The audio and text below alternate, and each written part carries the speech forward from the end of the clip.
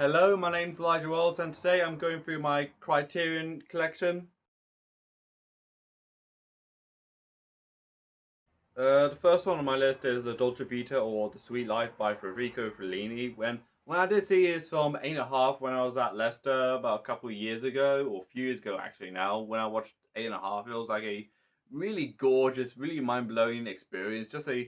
It's just a very silky, somewhat of a high art film. It's basically the type of film that I can imagine drinking wine to, even though I don't drink alcohol. A lot of people did say that Le Dolce Vita is a better film or a film that does rank up very highly in this filmography.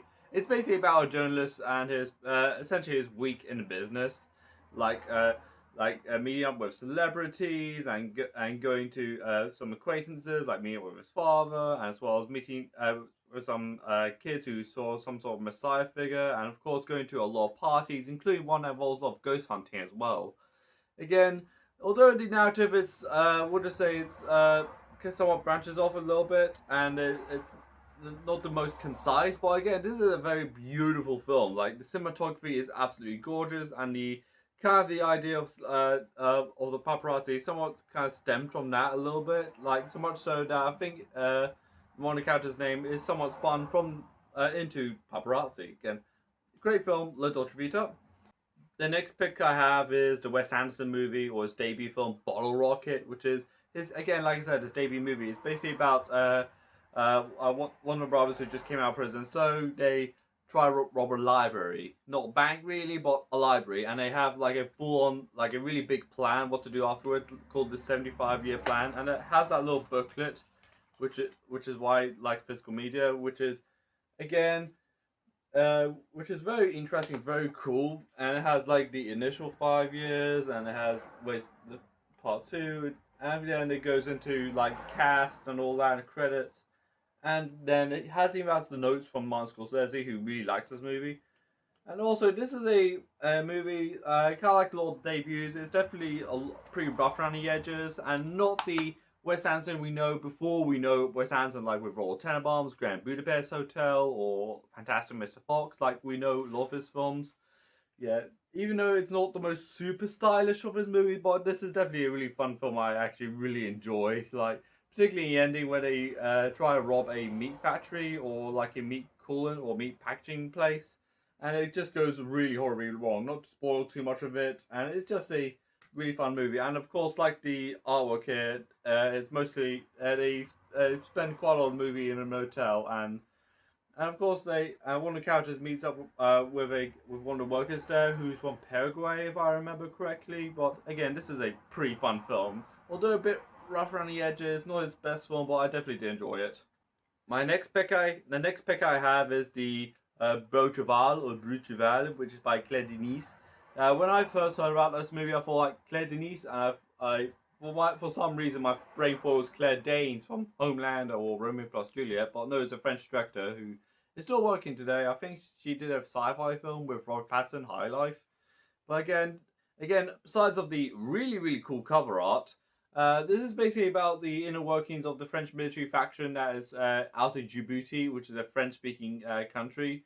And of course, it involves the colonel, whose ways of training the military men become somewhat more and more unethical, a bit more questionable. Again, the most famous scene in the movie is particularly the main character just dancing away in the corner of a disco hall. Yeah, which is again you do see in the beginning of the film when all soldiers are like dancing and like celebrating with the locals and just getting their way with them and all that. Well, in the end of the scene, the colonel just dances on his own. I don't want to spoil too much of the movie, but the ending gets more and more intriguing by minute. Like it does peel back like the character's motivation, particularly with the colonel, and of course the cinematography in this movie is unbelievably gorgeous as well, and the acting as well is brilliant. And also in the same way of like Her Locker being a predominantly male movie about the masculinity, particularly within the military, and is of course directed by a female director. I imagine this is going to be like that some sort of a companion piece, in my opinion, to like of Hurt Locker. Even though I have no idea what the situation was in Djibouti in the 90s. I'm not sure if it's like a civil war or low intensity conflict or something. Like, if anyone knows what happened in Djibouti around that point, just leave me a comment. I might actually rewatch it again with my military friends because I know a lot of people that went to the military, either US or UK, mainly because we have a air base. I have an air base nearby, so I might watch it with them. So who knows? And the penultimate film I've got on my collection is the Punch Drunk Love on Paul Thomas Anderson. Pretty much after one battle after another just completely blew me away. Even though I am being familiar with his work for a very long time with like There'll Be Blood, Magnolia, Boogie Nights is also there, but a lot of people really do like something like Punch Drunk Love. You know, I haven't seen it at all for long at all until very recently. It's definitely comedy wise a lot drier than I was expecting. Then of course this is somewhat Adam Sandler's more when it comes to comedy is a little bit more darker, a bit more acidic. But not in a bad way because I actually again really enjoyed this movie. The movie follows like a really sociably awkward person who falls in love, and of course has all sorts of run-ins that end in all sorts of awkward situations. Like he tries to have an affair despite the fact he's not really in a relationship, and of course he has a toy plunger business, and of course he finds a electric piano that's just discarded by his office, which is and he becomes more and more incensed and more intrigued by it. And this is a very witty movie, a very dry comedy as well. Again, particularly in the scene where Adam Sandler's character, goes on the phone to the mattress company that turns out was doing that chat line, and he says, "No, you shut up! No, shut up!" Again, that scene is just incredible. Like, I think this is one of the many great films that P.T. Anderson did with Philip Seymour Hoffman before he passed away, unfortunately. And also, this is what was also, I think this is also the last film that P.T. Anderson did with the musician John Bryan before he did the rest of his filmography with Johnny Greenwood. And the music in this film is very dreamy and very gorgeous and very nice and just makes me feel bubbly and makes me feel warm. And cinematography is all very dreamy like and quite a lot of lens flares and quite a lot of like exposed lighting like overexposed lighting, which is again somewhat adds to the more dreamy feel about this movie. I just really like the Adam Sandler playing this really more awkward and just really just really just a person that doesn't think before he acts. Just that type of character, which how he executes it in this movie is just really great. And now for my my final pick of the Criterion films is Yi Yi or 101 as it literally translates, but for some reason it's also literally translated as a 1 and a 2, like right there.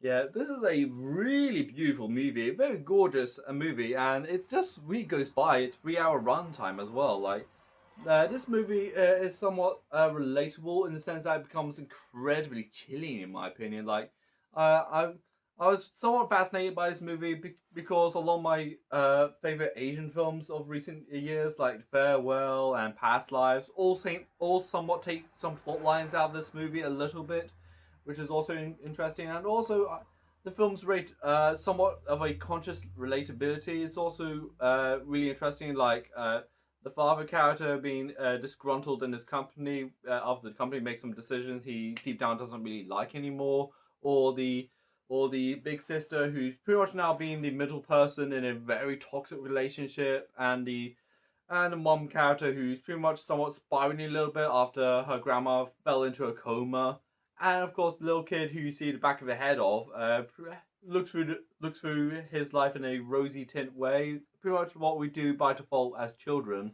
And also, this is a probably one of the best like the best designs you can get for Criterion because uh, yes, I understand it's the back of a kid's head. Like, okay, why is that? If you watch the movie, it's pretty much he goes on this little tangent of like taking pictures of the back of people's heads. So it was after he had this philosophical idea of like, why do people see like half the truth? Like, what do people see? What's behind them? And of course, it's behind them, like the back of a head and on their back. Like, this is like a really cool, ingenious way that Criterion just did it. Like, the cover work is just really great, and also it just had its 25th anniversary just last year, and of course, it had its It was at the Cannes Film Festival where Edward Young, who passed away like a couple of years after this movie, unfortunately, yeah, won Best Director at. And again, this is like a really well directed movie, and also cinematography is also really good.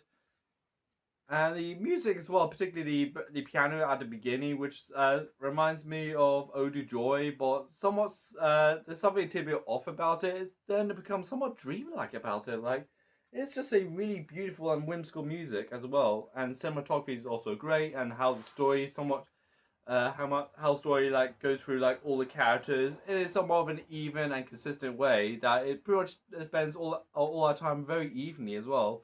It's somewhat romantic, it's dramatic, and it's just everything I really want out of a movie as well. Like it's definitely a really great movie, and also I watched it because it was ranked really high on the Letterboxd's 500 greatest films all time. I think it was at number 13 as well. And so I had to check it out, and I watched it yesterday, and I really liked it.